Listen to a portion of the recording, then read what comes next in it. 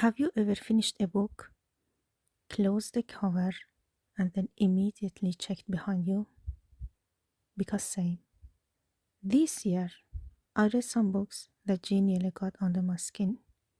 Stories that made me turn on an extra light, sleep with the hallway door open, or just stare into the dark a little too long. Today I'm counting down top 10 horror books I read in 2025. As I mentioned before, I'm a slow reader and I really like to take time with every book I read. That's why I managed to read only 11 horror books, although it's my favorite genre. But I can tell that among these 11, 10 are in my top favorite. They are very, very good. Because I'm very careful to choose which book I want to read, that's why I can tell that these 10 books are very good. But one of them really disappointed me. I expected a horror book, but it wasn't, and I'm going to talk about it later. So let's begin with my list of horror books. The first one I'm going to talk about is Thinner by Stephen King. Stephen King wrote this book as Richard Bachman in 1984. It is about an obese lawyer who accidentally killed a gypsy woman, and the whole story is going to be about this man and the curse that the woman's father had put on this lawyer, and he is trying to curse from himself. The story explores guilt, prejudice, and moral decay. Although it's a theme book for Stephen King, I really liked the book. It has that King's characteristics writing, how he write about feelings and the scary moments that happen, and I liked it. The next book is also from Stephen King. It's Bag of Bones. It is written in 1998. It's a gothic story centered on a widowed writer dealing with grief. It's one of King's underrated books, and I see that not a lot of people talk about it, but it's a really good and a scary ghost story. It explores the themes of memory, legacy, racism, and hauntings. It's really a nice story. It's really scary. I think it has many things in it, and I really enjoyed reading this book. The next book I'm going to talk about is Ward D by Freida McFadden. It was the first book I read from her. It's a medical thriller horror hybrid. It follows a medical student trapped overnight in a psychiatric ward. It had a fast pacing and twist heavy storytelling, and I really liked it. It is a really easy read, as you can see. It's a thin book, and I couldn't stop reading it. It was really fascinating and thrilling, and I really liked it. Although it might categorized as a thriller, but I liked to put it in horror books because I really was scared when I was reading it, and it was really good. I really liked it. The next book in my list is I'm Thinking of Ending Things by Iain Reid. It is written in 2016. It's a short, unsettling psychological horror novel. It's told from the perspective of a woman on a road trip with her boyfriend, slowly revealing reality is not what it seems. It has a really interesting and horrifying twist ending, and it has an unreliable narration. I really liked this book. It was unsettling and eerie. It was really good read too, fast read. I finished it very fast, and I really liked it. My next book is Misery by Stephen King. It is written in 1987. It's a psychological horror novel about an author held captive by his number one fan. The main character, Annie, is considered one of the most terrifying villains in modern fiction. This story is about only two characters in one room. And the main of the story is this. But it's not boring at all. It is really unsettling, and I really got scared with this book. It really terrified me, and I think it's because that the villain here is human, and you actually can meet someone like this in your real life, and that made it scarier for me. I really like this book. It was really horrific to read.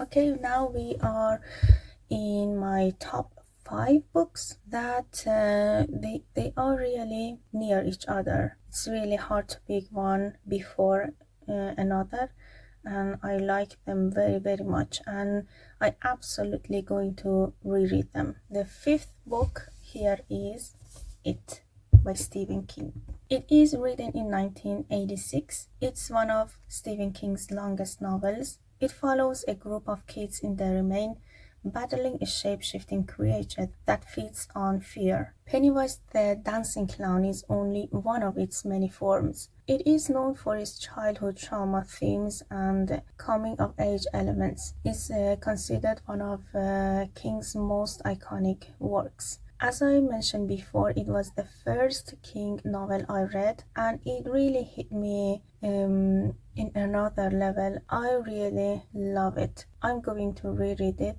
and it was fascinating how words can scare you, and how they can and make you uncomfortable. And King's imagination is really fantastic. The next book, my 4th in the list, is The Exorcist. It is written by William Peter Blatty in 1971. It follows the position of 12-year-old Regan and the efforts of two priests to save her. It's considered a classic of demonic possession horror. I think most people know the story of this book, and I watched the movie before reading this many years ago.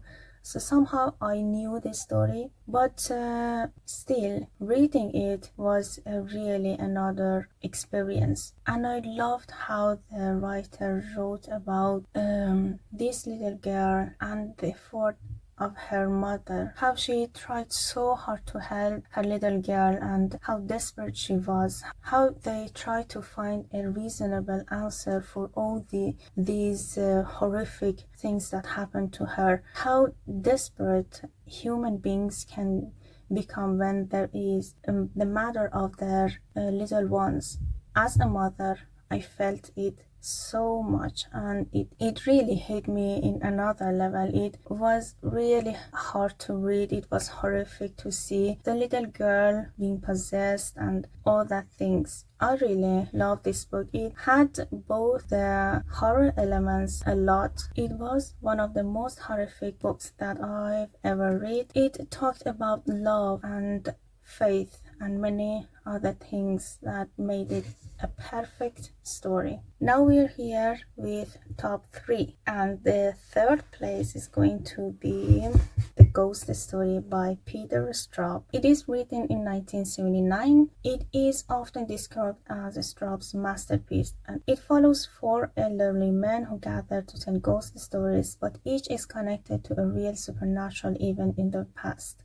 It blends gothic horror with psychological themes and revenge. And from the first chapter, from the first paragraph, you can see that the horror in this book is in another level. You know, most horror books that are very chubby like it goes around a lot about memories, to build characters, to know them, what happened to them, and some part of the books is going to talk about ordinary things, not scary things. But this book, every chapter is horrific. Every chapter is like, what?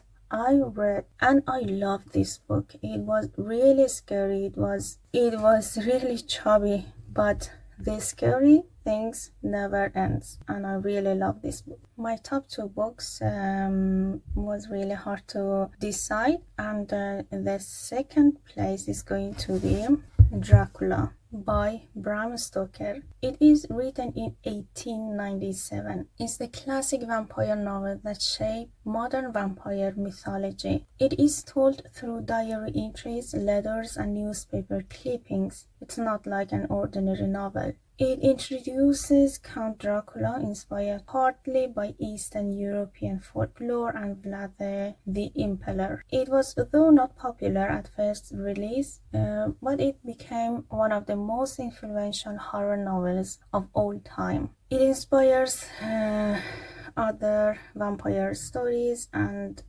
I thought that I read some horror books. They are modern, they are classics. Maybe this one is a little boring or something, but it wasn't. It was really interesting. Although it is told by letters and journals, but it was really, really interesting. It made me follow each journal, each letter, read them.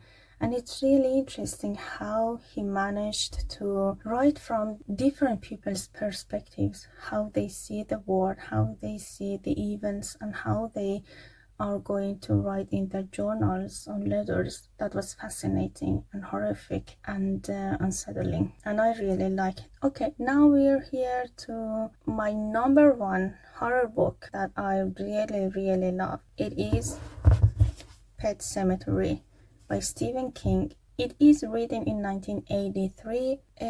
King has said this is the scariest book he ever wrote. That makes it scarier. It is inspired by his own experience living near a real road where pets were often killed. It explores grief, resurrection, and the horror of losing a child. It is not a chubby book, as you can see, but it was really, really horrific. And I really, really love this book. As a parent, I really understood the main character, his fears, his thoughts, and really I thought, what would I do in that situation? That what ifs really kill every parent. That what ifs that comes in this book, it puts the finger on every fear that you might have as a parent. That makes it this really scary. And that's about the fear that are real, not imaginary monsters. The fear of losing a child, that something might happen, and what would I do to stop it? What could I do? That is horrific. That is haunting. And I absolutely not recommend this book to any parent who lost a child. It is devastating if you read this. It's really a good story. It's really horrific, but as long as you didn't experience the same thing. Now we're here to talk about the book that really disappointed me, and I'm going to talk about it a little bit. It's We Used to Live Here. I bought this book and I had in mind that it is a horror book, and many people say it is horror. It had many horror elements in it, like a sound in the dark, a shape in the darkness, a glaring gaze, something eerie that is happening. But the thing I didn't like about it is that the characters' reaction weren't very good explained. You're not going to see a shape in your basement and do nothing. That was the thing that made me really don't like this book. It really didn't make me to feel the horror. It was like, oh, there is a horrific shape in the basement. So what? You do nothing. I feel nothing. And the story had many unanswered events. We can't find any answers why these things happened. I really didn't had any problem with that. So it's a story. Maybe the author thought not to mention the reason or something like that. But I really expect a horror book to make me feel the horror when I read it, and it failed. And I'm really disappointed, and I wish I didn't buy this book. So what are your thoughts about this book? And What do you think? Are they in your top 10 horror books or not? And I'm really interested in knowing what is in your top 10 list and which horror books you read in 2025. Thanks a lot for watching and see you in the next video.